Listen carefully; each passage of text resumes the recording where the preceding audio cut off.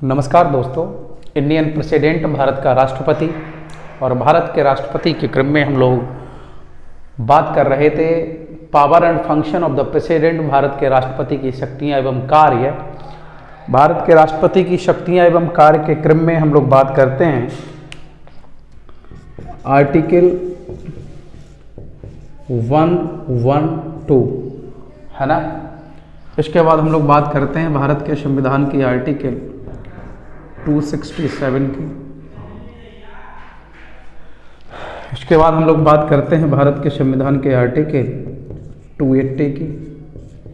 आप लोगों को जानकारी होगी भारत के संविधान का आर्टिकल 112 वार्षिक वित्तीय विवरण, एनुअल फाइनेंशियल स्टेटमेंट या एनुअल फाइनेंशियल डिस्क्रिप्शन, राष्ट्रपति का ये कर्तव्य होता है कि वार्षिक वित्तीय विवरण को संसद की पटल पर रखवाए और भारत के बजट को संसद की पटल पर रखवाना राष्ट्रपति की कैसी शक्ति है, राष्ट्रपति का फाइनेंशियल पावर है। आफ्टर दैट सेकंड आर्टिकल 267 आप लोगों को पता होगा भारत की आकस्मिकता निधि पर। भारत की जो आकस्मिकता निधि होती है, इंडिया का जो कंटेंजेंसी फंड होता है, भारत के कंटेंजेंसी फंड पर राष्ट्रपति का नियंत्रण होता है। यह भी हमारे प्रेसिडेंट का फाइनेंशियल पावर होता है कि भारत के राष्ट्रपति के पास आकस्मिक निधि पर आकस्मिक निधि होता है, जो कंटेंजेंसी फंड होता है, इस कंटेंजेंसी फंड पर राष्ट्रपति का पूर्ण नियंत्रण होता है।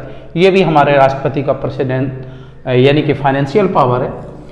आर्टिकल 280 आप लोगों को पता होगा हर 5 वर्ष के अंतराल पर राष्ट्रपति वित्त आयोग का गठन करता है, फाइनेंस कमीशन को एस्टैब्लिश करता है।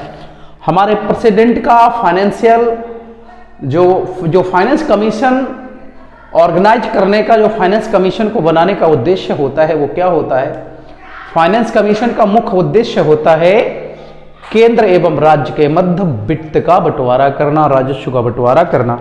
इसके अलावा आप लोगों को एक बात और बता दें कि सभी प्रकार के धन विधेयक, सभी प्रकार के वित्त विधेयक राष्ट्रपति की पूर्व अनुमति लेकर पेश किए जाते हैं। यह भी हमारे राष्ट्रपति का वित्तीय शक्ति है, यह भी हमारे राष्ट्रपति का फाइनेंशियल पावर है। इसके बारे में भी आप लोगों को जानकारी होगी कि जो हमारे सभी प्रकार के जो धन विधेयक होते हैं, जो वित्त विधेयक होते हैं, जो अनुदान मांगे होती हैं, वो राष्ट्रपति की पूर्व अनुमति लेकर पेश किया जाता है। यह भी हमारे राष्ट्रपति का फाइनेंशियल पावर है, यह भी हमारी राष्ट्रपति की वित्तीय शक्ति है। इसके बाद हम बात करते हैं नेक्स्ट पावर हमारे प्रेसिडेंट का कौन सा है। तो हम लोग बात करते हैं अपने प्रेसिडेंट के नेक्स्ट पावर की। तो हमारे भारत में राष्ट्रपति का जो नेक्स्ट जो पावर है उसके विषय में हम लोग बात करते हैं नंबर 5। और नंबर 5 बोलता है मिलिट्री पावर।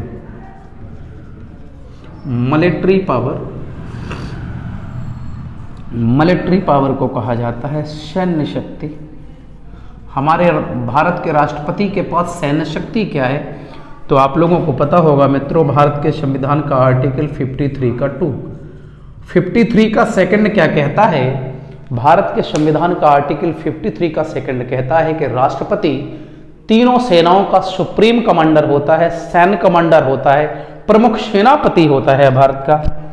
आप लोगों को पता होगा सुप्रीम कमांडर होता है। ये हमारे राष्ट्रपति की सैन्य शक्ति है। राष्ट्रपति तीनों सेनाओं का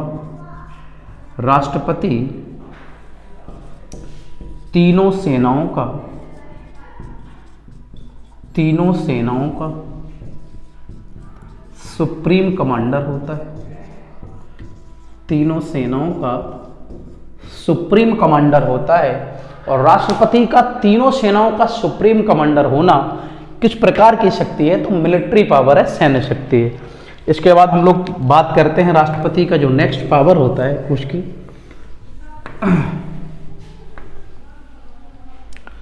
राष्ट्रपति का जो नेक्स्ट पावर होता है नंबर 6, कूटनीतिक पावर या कूटनीतिक शक्ति। कूटनीतिक शक्ति,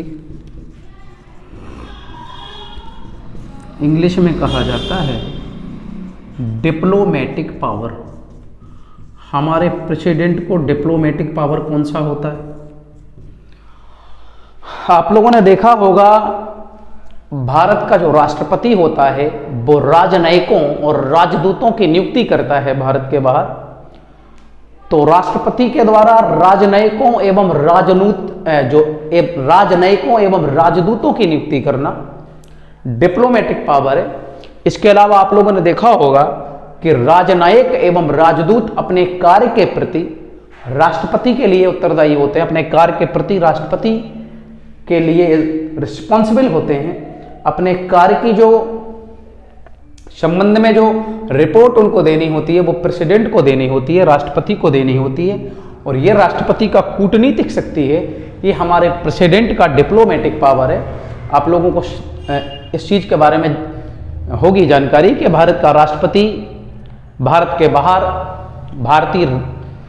भारतीय जो दूतावास होते हैं, जो इंडियन एम्बेसी होती है, इंडियन एम्बेसी में जो हमारे राजदूतों की और राजनयिकों की नियुक्ति की जाती है, उसके विषय में ये हमारे कूटनीतिक शक्ति हमारे प्रेसिडेंट को प्राप्त होती है। इसके बाद हम लोग नेक्स्ट बात करते हैं, हमारे राष्ट्रपति को जो शक्ति प्राप्त होती है जिसका नाम है इमरजेंसी पावर। नंबर 7, आपातकालीन शक्ति। आपातकालीन शक्ति, इमरजेंसी पावर, इमरजेंसी पावर। मित्रों, इमरजेंसी पावर, भारत में राष्ट्रपति के पास 3 प्रकार की आपातकालीन शक्तियां हैं और वो 3 प्रकार की आपातकालीन शक्तियां कौन कौन सी हैं उसके विषय में हम लोग बात करते हैं। भारत के राष्ट्रपति के पास 3 आपातकालीन शक्तियां हैं। Article 352, article 356, article 360। आप लोगों को पता होगा आर्टिकल 352 में राष्ट्रीय आपात का वर्णन है, नेशनल इमरजेंसी जिसको कहते हैं। दूसरा राष्ट्रपति शासन, राष्ट्रपति शासन को हम लोग रूल ऑफ द प्रेसिडेंट कहते हैं। और तीसरा वित्तीय आपातकाल, फाइनेंशियल इमरजेंसी। 3 प्रकार की आपातकालीन शक्तियां हमारे प्रेसिडेंट को दी गई हैं। राष्ट्रपति शासन, राष्ट्रीय आपात, अगर आप लोगों को जानकारी होगी कि राष्ट्रीय आपात उस स्थिति में लगाया जाता है जब भारत पर किसी युद्ध का खतरा या आंतरिक विद्रोह, सशस्त्र विद्रोह या कोई इस प्रकार की स्थिति पैदा हो जाती है, तब हमारी इंडियन गवर्नमेंट, हमारी भारत सरकार राष्ट्रीय आपात लगाने की घोषणा करती है। भारत में राष्ट्रीय आपात कितनी बार लगाया जा चुका है तो याद रखना वे 1962 में, 1971 में, 1975 में। 1962 में आप लोगों को पता होगा जब इंडिया और चाइना का वार होता है। 1971 में जो इंडिया और पाकिस्तान का युद्ध होता है। और 1975 में आंतरिक विद्रोह या सशस्त्र विद्रोह के कारण भारत में राष्ट्रीय आपातकाल लगाया गया। तो राष्ट्रीय आपातकाल के विषय में हम एक विशद व्याख्या इसकी हम लोग नेक्स्ट चैप्टर में करेंगे। अभी हम लोग केवल इतनी बात करते हैं। राष्ट्रपति शासन के विषय में आप लोगों को बताना चाहते हैं कि यदि किसी राज्य का जो संवैधानिक तंत्र है वो संविधान के अनुसार नहीं चलता है, यदि उस राज्य का संवैधानिक तंत्र विफल हो जाता है तो राष्ट्रपति उस स्टेट के अंदर राज्यपाल के अनुमोदन पर राष्ट्रपति शासन लगाने की घोषणा करता है। आर्टिकल 360 वित्तीय आपात, जब हमारे देश को रेगुलेट करने के लिए इंडियन गवर्नमेंट के पास फाइनेंस रूप से यानी कि वित्तीय रूप से हमारी भारत सरकार कमजोर हो जाती है तो भारत में वित्तीय आपात लगा दिया जाता है। आज तक भारत में फाइनेंशियल इमरजेंसी, वित्तीय आपात कभी नहीं लगाया गया। तो इतने प्रकार की आपातकालीन शक्तियां हमारे प्रेसिडेंट को दी गई हैं। तो इसके विषय में हम लोगों ने आपसे बात की। इसके बाद हम कुछ पॉइंट और आपके साथ करते हैं।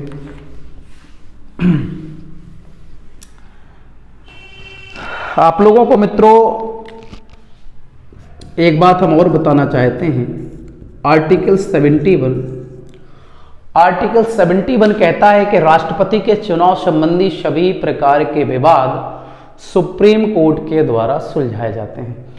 राष्ट्रपति के चुनाव में अगर कोई किसी प्रकार का विवाद है तो राष्ट्रपति के चुनाव विवाद कौन सुलझाएगा? तो याद रखिएगा, राष्ट्रपति के जो चुनाव विवाद हैं वो सुलझाने का काम करेगा भारत का सुप्रीम कोर्ट। इस बात को आप याद रखना। राष्ट्रपति के चुनाव का आयोजन करना किसका काम है? तो केंद्रीय चुनाव आयुक्त का काम है। जो हमारा सेंट्रल इलेक्शन कमीशन होता है वो राष्ट्रपति के इलेक्शन का आयोजन करता है। राष्ट्रपति के चुनाव संबंधी विवाद आर्टिकल 71 के तहत सुप्रीम कोर्ट के द्वारा सुलझाए जाते हैं। राष्ट्रपति अगर त्यागपत्र देना चाहे तो कैसे देता है? तो याद रखिएगा, राष्ट्रपति अपना त्यागपत्र भारत के उपराष्ट्रपति को देता है।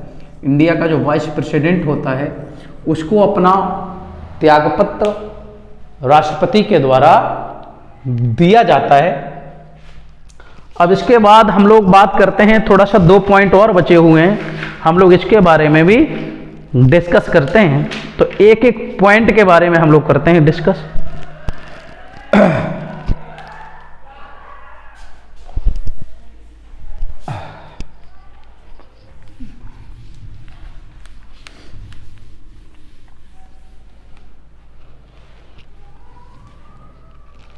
भारत का पहला राष्ट्रपति, भारत का पहला राष्ट्रपति आप लोगों को याद होगा डॉक्टर राजेंद्र प्रसाद। डॉक्टर राजेंद्र प्रसाद भारत के पहले प्रेसिडेंट थे जो बिहार से थे और पेशे से शिक्षक थे। इनको बिहारी बाबू के नाम से जाना जाता है। और इनके अपोजिशन में जो व्यक्ति राष्ट्रपति के प्रथम चुनाव में खड़े हुए थे उनका नाम था केटी शाह। याद रखिएगा, भारत की प्रथम महिला राष्ट्रपति, भारत की पहली महिला राष्ट्रपति। तो पहली महिला राष्ट्रपति आप लोगों को पता होगा, भारत की पहली महिला राष्ट्रपति कौन थी?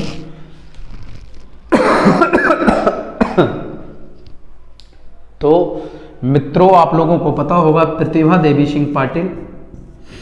प्रतिभा देवी सिंह पाटिल। और प्रतिभा देवी सिंह पाटिल कहां से थी? तो याद रखिएगा, प्रतिभा देवी सिंह पाटिल महाराष्ट्र से थी। इसके अलावा हम बात करें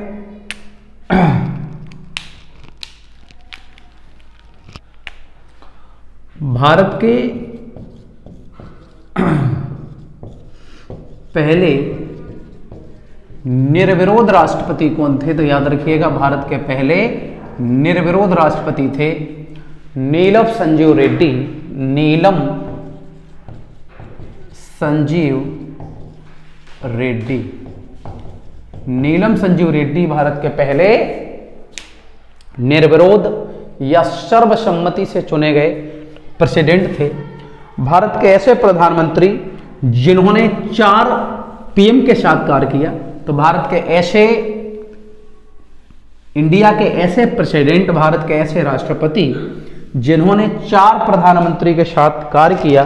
तो भारत के ऐसे प्रधानमंत्री, वो इंडिया के ऐसे प्रेसिडेंट, भारत के ऐसे राष्ट्रपति का नाम जिन्होंने 4 पीएम के साथ कार्य किया। तो 4 पीएम के साथ कार्य करने वाले राष्ट्रपति, कार्य करने वाले राष्ट्रपति। तो मित्रों याद रखना, 4 पीएम के साथ कार्य करने वाले राष्ट्रपति का नाम है डॉक्टर शंकर दयाल शर्मा। डॉक्टर शंकर दयाल शर्मा। 4 प्रधानमंत्री के साथ कार्य करने वाले राष्ट्रपति का नाम है डॉक्टर शंकर दयाल शर्मा। ऐसे राष्ट्रपति थे जिन्होंने 4 प्रधानमंत्री के साथ कार्य किया। इसके अलावा सुप्रीम कोर्ट के ऐसे न्यायाधीश, ऐसे मुख्य न्यायाधीश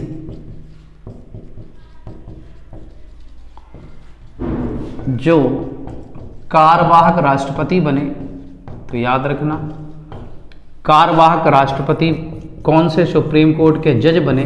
तो उनका नाम है जस्टिस हिदायतुल्ला। जस्टिस हिदायतुल्ला ऐसे सुप्रीम कोर्ट के मुख्य न्यायाधीश थे जो भारत के कार्यवाहक उपराष्ट्रपति, जो इंडिया के कार्यवाहक यानी कि राष्ट्रपति बने। आप लोग एक बात और याद रखना कि भारत में 3 ही व्यक्ति हैं जो आज तक कार्यवाहक राष्ट्रपति बने हैं। कार्यवाहक राष्ट्रपति कौन कौन बना, तो ये बात भी आप लोग याद रखना। कार्यवाहक राष्ट्रपति, कार्यवाहक राष्ट्रपति पहला नाम है बीबी गिरी। कार्यवाहक राष्ट्रपति दूसरा नाम बीडी जत्ती और तीसरे कार्यवाहक राष्ट्रपति तो आप याद रखना हिदायतुल्ला। अगर कभी एग्जाम में पूछ दिया जाए कि कौन सा कार्यवाहक राष्ट्रपति नहीं रहा, तो ये 3 व्यक्ति हैं जो कार्यवाहक राष्ट्रपति रहे। इसके बाद हम कुछ बिंदुओं के बारे में और करते हैं डिस्कशन, वो भी आप लोगों को सारे पॉइंट क्लियर करते हुए हम लोग चलते हैं। अगर आपसे पूछ दिया जाए कि राष्ट्रपति के रूप में सबसे बड़ा कार्यकाल किसका रहा, तो भैया राष्ट्रपति के रूप में सबसे ज्यादा अवधि तक राष्ट्रपति पद पर कार्यरत रहे डॉक्टर राजेंद्र प्रसाद, है ना। इसके बाद हम बात करते हैं भारत के पहले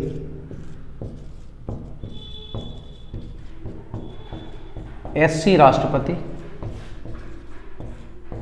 इंडिया के पहले एससी या दलित राष्ट्रपति कौन थे, तो याद रखना KR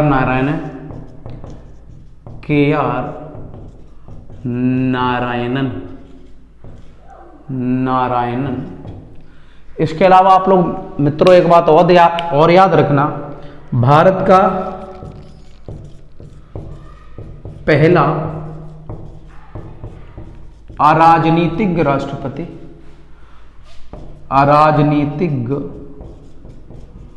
राष्ट्रपति कौन था, तो याद रखना डॉक्टर APJ अब्दुल कलाम।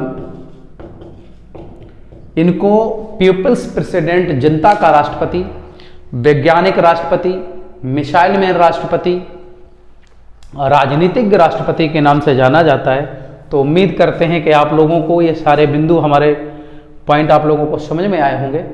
इसके अलावा अगर पूछा जाए कि भारत से कौन सा व्यक्ति है, भारत से कौन सा व्यक्ति है जो प्रेसिडेंट बना, वो यूपी से कौन सा व्यक्ति है जो प्रेसिडेंट बना, तो उत्तर प्रदेश से कौन व्यक्ति प्रेसिडेंट बना है, तो भारत से एक ही व्यक्ति जो प्रेसिडेंट आज तक बने हैं उनका नाम है Ramnath Kovind ji. Ramnath Kovind ji is the first citizen of UP. जो भारत के प्रेसिडेंट बने, उत्तर प्रदेश से प्रथम व्यक्ति जो भारत के प्रेसिडेंट बने उनका नाम है रामनाथ कोविंद जी। और रामनाथ कोविंद जी दूसरे एससी राष्ट्रपति थे। इसके अलावा हम बात करते हैं कि भारत के वर्तमान राष्ट्रपति कौन है।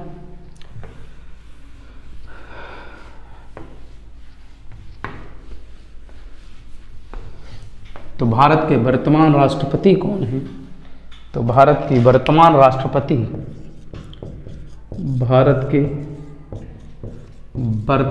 राष्ट्रपति और पहली एसटी राष्ट्रपति और पहली एसटी की पहली महिला राष्ट्रपति, भारत के वर्तमान राष्ट्रपति और एसटी पहली महिला राष्ट्रपति के रूप में द्रौपदी मुर्मू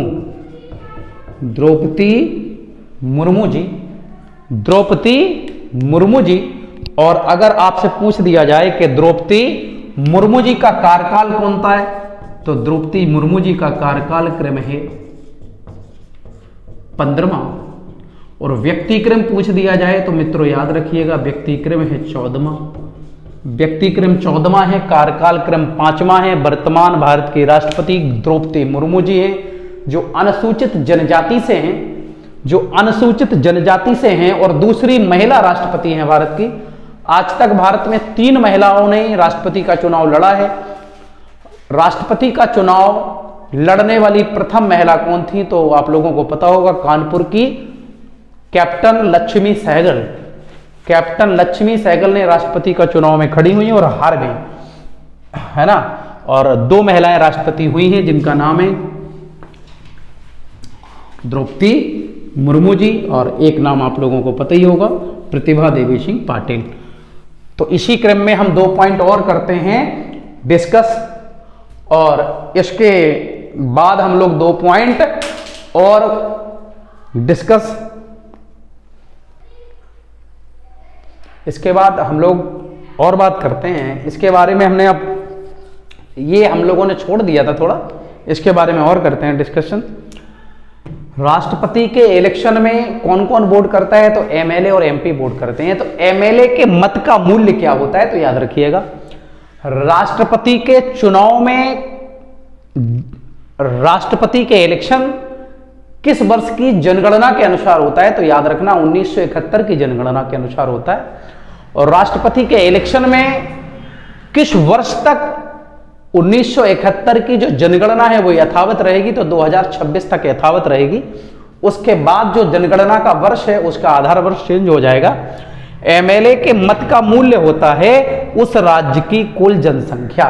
जिस राज्य के एमएलए के मत के मूल्य का आकलन हो रहा है उस राज्य की कुल जनसंख्या 1971 की जनगणना के अनुसार अपॉन उस राज्य की विधानसभा में एमएलए की संख्या इंटू 1000। अगर हम उस राज्य की जनसंख्या को 1971 की जनगणना के अनुसार अपॉन उस राज्य में विधानसभा के सदस्यों की संख्या कितनी है मल्टीप्लाई कर देंगे 1000 से, तो उस राज्य में एक एमएलए के मत का मूल्य निकल करके आ जाएगा। इसके बाद हम बात करते हैं एमपी के जो मत का मूल्य होता है वो क्या होता है, तो एमपी के मत का मूल्य होता है सभी राज्य विधानसभाओं के एमएलए के मतों का कुल मूल्य। भारत के सभी राज्यों की विधानसभाओं के एमएलए के मतों का कुल मूल्य कितना है अपॉन उसमें हम भाग दे देंगे भारत के संसद के दोनों सदनों के इलेक्टेड मेंबर्स की संख्या से, तो क्या निकल के आ जाएगा, एमपी के मत का मूल्य निकल के आ जाएगा, सांसद के मत का मूल्य निकल करके आ जाएगा। 1-2 बातों के बारे में और करते हैं हम डिस्कशन। ऐसे राष्ट्रपति भारत के जिन्होंने वीटो पावर का इस्तेमाल किया, तो याद रखना ऐसे राष्ट्रपति का नाम है ज्ञानी जैल सिंह। ज्ञानी जैल सिंह ने वीटो पावर का प्रयोग किया था। तो ज्ञानी जैल सिंह ऐसे प्रेसिडेंट थे भारत के, ऐसे राष्ट्रपति थे जिन्होंने वीटो पावर का इस्तेमाल किया। तो सारे पॉइंट हम लोगों ने लगभग डिस्कस कर लिए हैं। उम्मीद करते हैं कि राष्ट्रपति के संबंध में जो चीज़ें हमने आपको बताई, आपके साथ डिस्कस की, वो सारी बातें आप लोगों को बहुत विधिवत तरीके से समझ में आई होंगी। भारत का राष्ट्रपति राष्ट्र का प्रतिनिधित्व करता है, याद रखिएगा, राष्ट्र का नेतृत्व नहीं करता, राष्ट्र का नेतृत्व करता है प्रधानमंत्री। तो बहुत सारे पॉइंट थे, बहुत सारे बिंदु थे जिसके साथ हम लोगों ने सारे पॉइंट आपके साथ डिस्कस किए। उम्मीद करते हैं कि आप लोगों को सारे पॉइंट हमारे पढ़ाए हुए जो हैं वो सब समझ में आए होंगे। 1-2 बिंदु हम और 1-2 बिंदुओं के बारे में डिस्कशन करते हैं, और वो बिंदु क्या हैं तो आप लोग उसके बारे में और हमसे सुन लीजिए। भारत के ऐसे राष्ट्रपति जिनकी मृत्यु कार्यकाल के दौरान हो गई, तो 2 ऐसे राष्ट्रपति थे। एक का नाम है डॉक्टर जाकिर हुसैन और दूसरे का नाम है फरुखुद्दीन अली अहमद। फरुखुद्दीन अली अहमद असम से थे और डॉक्टर जाकिर हुसैन, इन दोनों की मृत्यु कार्यकाल के दौरान हो गई। तो ये भी आप लोगों को बिंदु याद रखना है। और इसके साथ ही हमारा जो राष्ट्रपति का टॉपिक है वो पूर्ण होता है। आप हमारे जीएस ग्लोबल चैनल को सब्सक्राइब करिए और बेल आइकन को दबाइए और अपने मित्रों के साथ वीडियो को शेयर करिए, वीडियो को लाइक करिए और कमेंट करिए और हमें बताइए कि आपको कौन सा डाउट रह गया है। वो सारे डाउट आपके क्लियर किए जाएंगे। और इसके साथ ही हम टॉपिक वाइज क्वेश्चनों की सीरीज भी स्टार्ट करेंगे, करंट अफेयर्स भी शुरू करेंगे, साइंस भी हम लोग शुरू करेंगे। उम्मीद करते हैं कि आप लोगों को हमारे वीडियोज बहुत ही पसंद आ रहे होंगे। आप लोग हमारे वीडियोज के साथ यूं ही जुड़े रहेंगे और अपना प्यार हमको दिखाते रहेंगे, हम पर प्यार बरसाते रहेंगे। तो मित्रों, राष्ट्रपति का टॉपिक पूर्ण करने के बाद हम बात करेंगे भारत के उपराष्ट्रपति की।